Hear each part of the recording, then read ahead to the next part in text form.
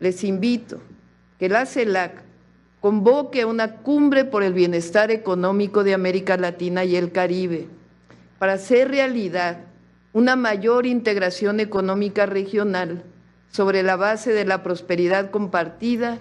Efectivamente, la presidenta Claudia Sheinbaum aprovechó su presencia pues en la novena cumbre de la CELAC, es decir, de la Comunidad de los Estados de América Latina y del Caribe, para lanzar esta propuesta, una cumbre por el bienestar, una cumbre por la integración regional, dado el cambio de reglas internacionales o el cambio impuesta a las reglas del comercio internacional por parte de Donald Trump, que fue el centro de los mensajes de todos los mandatarios ahí presentes.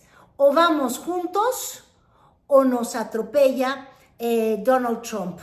O nos juntamos en este modelo que impulse la prosperidad compartida, insistía Claudia Sheinbaum, en una suerte de retomar el humanismo mexicano o el ejemplo que además ella explicó al inicio de su ponencia del primero los pobres, de esta forma de gobernar de su movimiento, el que dice ella que representa de la 4T y que ha cambiado la ruta de México los últimos 7 años. El comercio y el intercambio económico nos han unido por siglos en la búsqueda de la prosperidad de nuestra gente. La historia de América Latina y el Caribe, desde la lucha por nuestras independencias, se ha caracterizado por la solidaridad y el apoyo mutuo. Hoy no deberá ser la excepción. Son momentos de más voluntad a fin de impulsar el mejoramiento y el bienestar de nuestros pueblos. No puedo dejar de mencionar la necesidad de cooperar en la atención a la movilidad humana desde una perspectiva humanista. Nuestra posición histórica ha sido que la forma más humana y con mayores resultados es la de atender las causas estructurales de la desigualdad, desempleo y violencia que provocan el fenómeno de la migración. Insiste, esto es un no al racismo, no al clasismo y no a la criminalización de los migrantes. Ese fue el momento en el que arrancó los aplausos de quienes la escuchaban. Rechazamos el racismo, el clasismo, la violación a los derechos humanos y la criminalización de hermanos de nuestro continente que por alguna causa han tenido la necesidad de emigrar hacia el norte. Para nosotros, las y los mexicanos migrantes son héroes y heroínas que cuidan de sus familias en México, pero que también sostienen una buena parte de la economía de los Estados Unidos. Les decía yo que llegó con esta propuesta repitiendo un poco el modelo de la primera gira internacional que tuvo cuando recién iniciaba su gobierno Claudia Sheinbaum. La reunión del G20, recuerden que ella llegó también con una propuesta por delante, la de destinar el 1% del gasto militar a la reforestación del planeta. Pero en esta ocasión llega con 6 meses de gobierno y con un respaldo creciente a nivel nacional, pero también a nivel internacional, porque tienen que recordar que tanto en medios extranjeros como en nacionales se ha llegado al consenso de decir que ella ha sido la mandataria más exitosa para pararse de frente a la amenaza del trumpismo, que hemos visto que es como la amenaza del chimoeltrufismo. Un día te da una tarifa, el otro día te quita una tarifa, el otro día te la vuelve a poner, al otro día te la vuelve a quitar. Ahorita estamos en una pausa de 90 días, pero a México le anunciaron que le iban a poner el 10%, lo dijo el jefe del Tesoro y yo no sé si eso va a ser así. Total, les digo que ha sido la más eficaz para enfrentar esta amenaza y por ende, desde que tocó tierras guatemaltecas, desde que descendió de este avión de la Fuerza Aérea Mexicana, pues los conductores de un canal local de Guatemala y que compartió Sepropie con casi todos los medios, pues la describen como una mandataria que llegó con arrasadora ventaja en las urnas, pero también diciendo que la revista Forbes la considera entre las mujeres más poderosas del mundo y la revista Time también como un global changer, como un game changer, como uno de los personajes que están cambiando al mundo. La situó como la cuarta mujer más poderosa del mundo, mientras Time la reconoció como una de las 100 líderes mundiales más influyentes en el ambiente. Podemos observar se da este recibimiento a Claudia Sheinbaum, que llegó, se reunió con el secretario particular de Xiomara Castro. Esas fueron las primeras imágenes que le fueron llegando a la prensa nacional de esta cumbre de los países de América Latina y del Caribe, en la que asistieron pues una decena de mandatarios. Importante o con mucho foco la llegada también de Gustavo Petro, que está del otro lado justamente de la balanza en cuanto a la forma de lidiar con la amenaza de Donald Trump.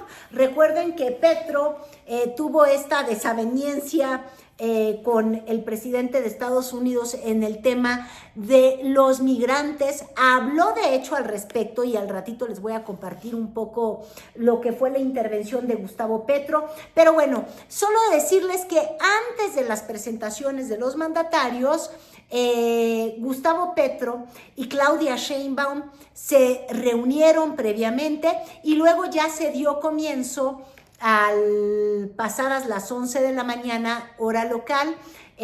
Se dio por inaugurada esta última sesión, la sesión de presidentes en la CELAC, y la sesión de la presidencia de Honduras, es decir, Xiomara Castro, quien le pasa la estafeta a Gustavo Petro, que también tuvo un mensaje, pues, que fue más como una disertación en torno a la necesidad de colaborar, de no ir por el mundo solos.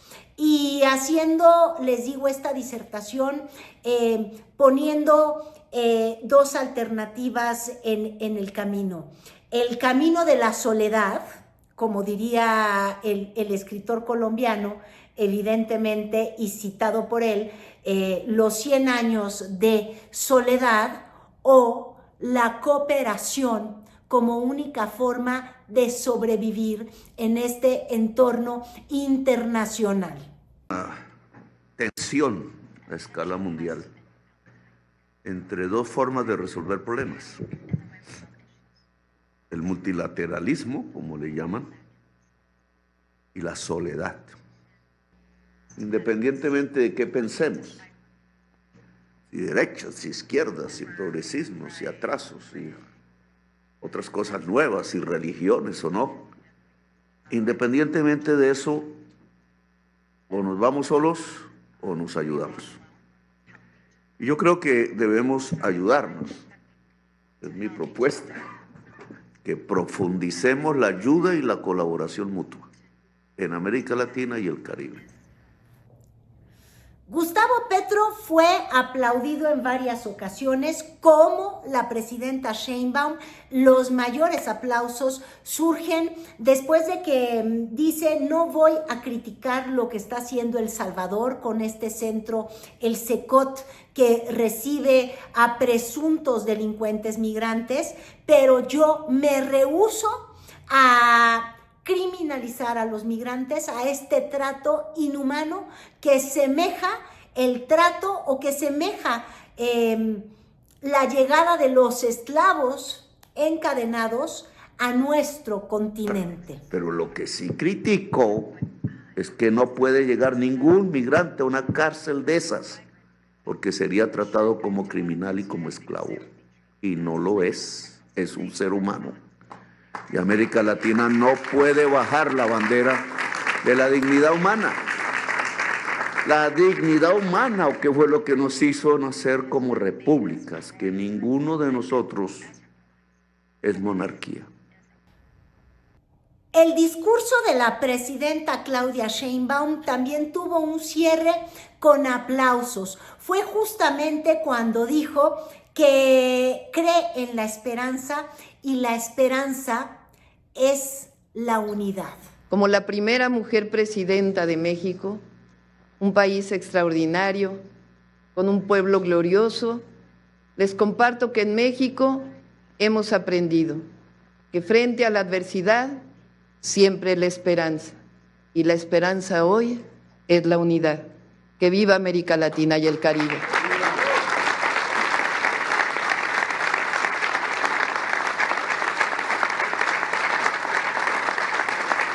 Gracias.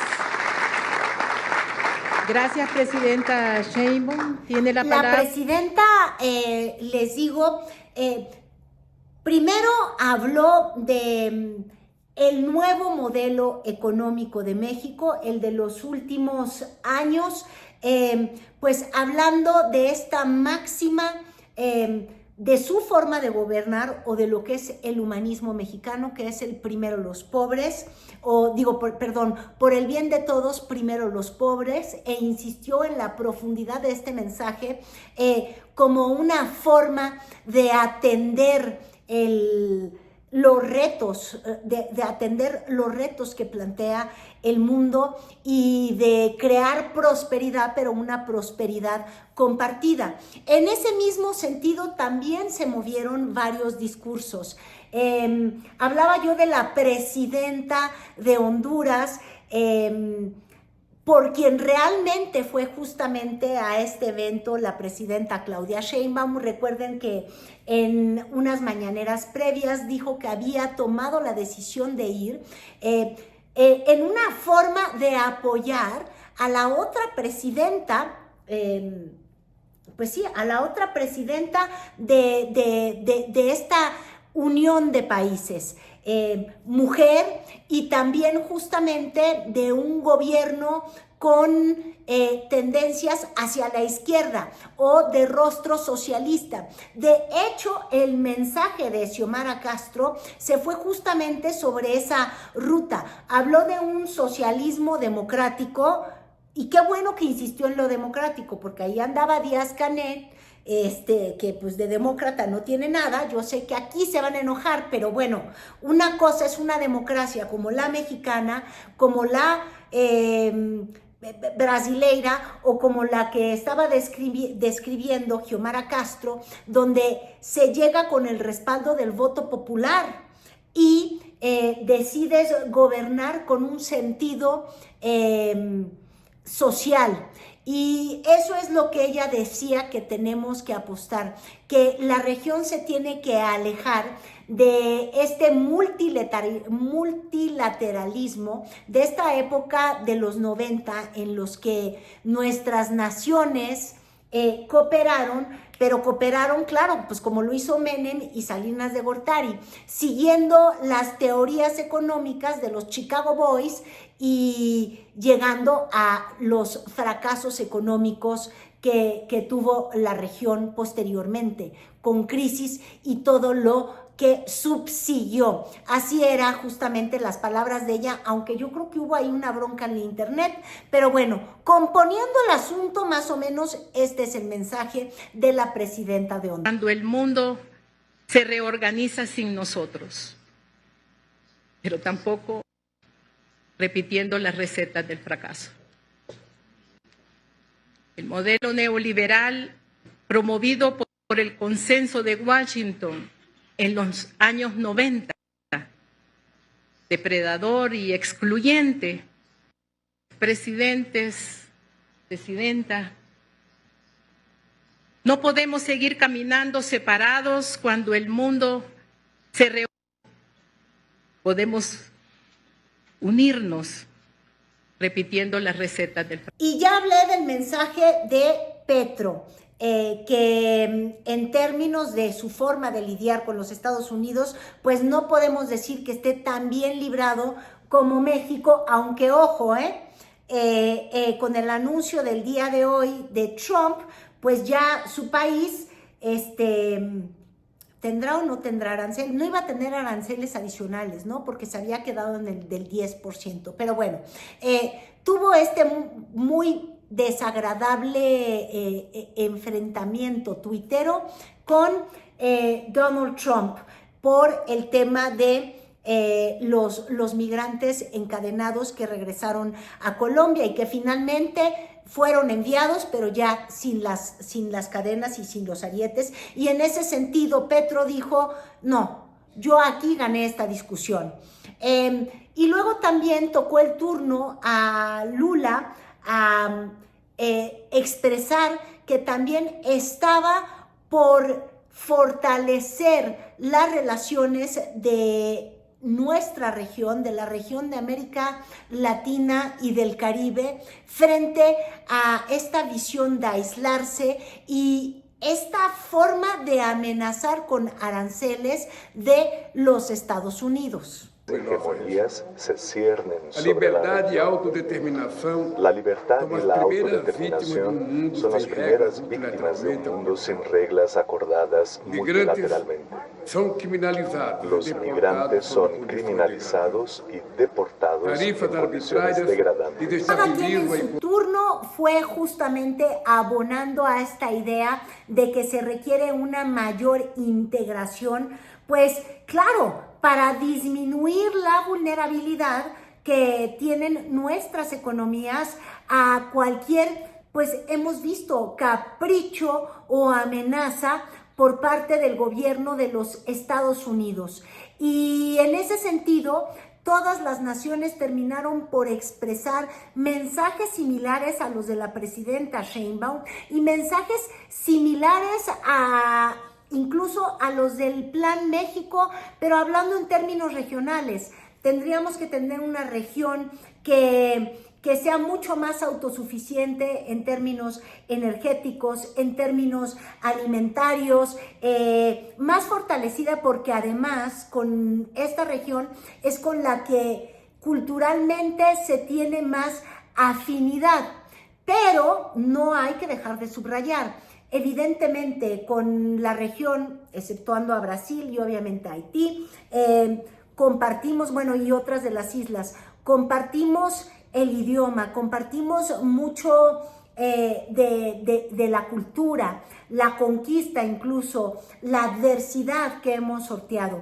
Pero como apuesta regional, la de México ha sido en todo momento la integración con América del Norte.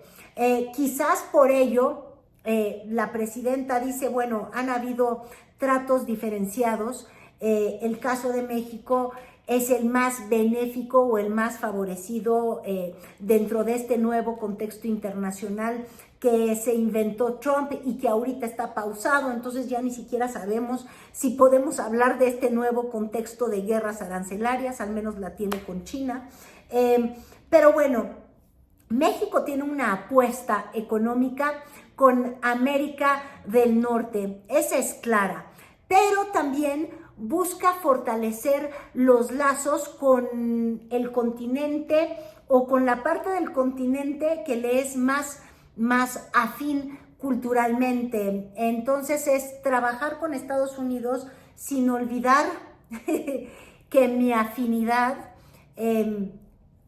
incluso lingüística y mi identidad cultural está más cercana a América Latina. Y así es como llegó a su fin esta cumbre, en la que también hubo una foto oficial en lugares de honor.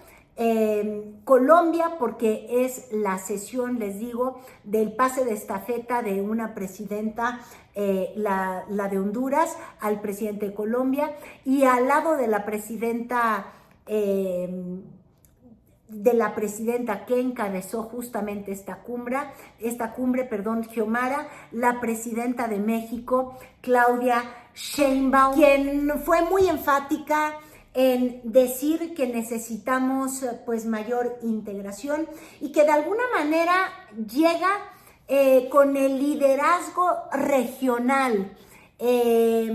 Ha sido la que ha tenido mayor éxito, insisto, en el tema arancelario. Mientras ella hablaba justamente en la cumbre, es cuando salió el secretario del Tesoro de los Estados Unidos a inventarse que a Canadá y a México les iban a poner el arancel. Ya ahorita vuelvo a consultar, les digo que la palabra de Trump, la palabra de cualquier partícipe del gobierno de Trump, vale exactamente, de verdad, lo que, pues sí, lo que vale, ay Dios mío, lo que vale el peso pero cubano, porque el nuestro está bastante bien revaluado. De hecho ya se recuperó. Mientras ella hablaba, se dijo que nos ponían el arancel de 10. Yo creo que ahora va a regresar a México con mucha tranquilidad. No estamos en esa lista del 10%, pero eso habla del desaseo, del modo trumpista de gobernar, con desaseo, con grosería, con chantaje, con poca palabra y con expectativas que cambian en cada segundo y en cada instante. Entonces, pues les digo, ella regresa tranquila, pero seguramente sí, ahora con la encomienda de ser la mandataria que logre una mayor integración entre los países de la CELAC y bueno, y quienes se quieran unir en este concierto internacional que lo que busca es ponerle un paraguas a la saliva del trumpismo cada vez más desvirtuado.